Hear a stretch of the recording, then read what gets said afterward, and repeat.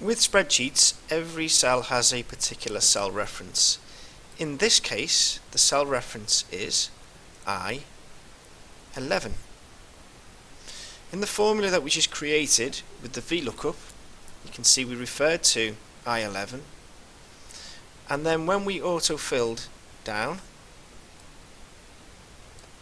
we continued a pattern or sequence. So it went from I11 to I12 to I13, I14, I15 and I16.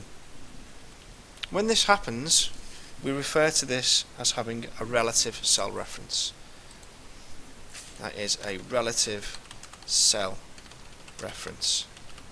That means when we run the autofill, the cell reference will change. And so sometimes we want that to happen, but not always. In the case of the lookups here, we're looking up a range of cells D2 to E26 in the lookups workbook. D2 to E26. Now we want that to stay the same. We always want to refer to this range of cells.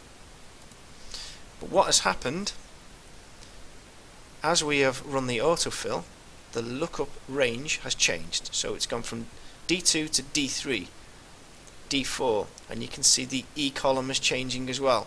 Eventually it will be referencing completely the wrong range of cells.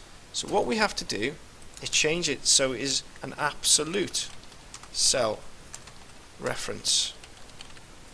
And the way we do that is just going back to here and surrounding the cell reference with dollar signs. So that's shift and the number 4 in the top row of your keyboard.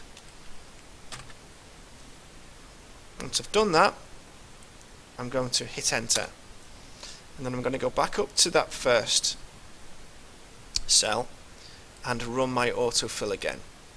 And we can see we've got a combination of relative, sorry, I've just spotted an error, relative cell referencing here, and we've got some absolute cell reference as well. And then when I test that, you can see that the right ones stay the same and the cell reference on the left changes.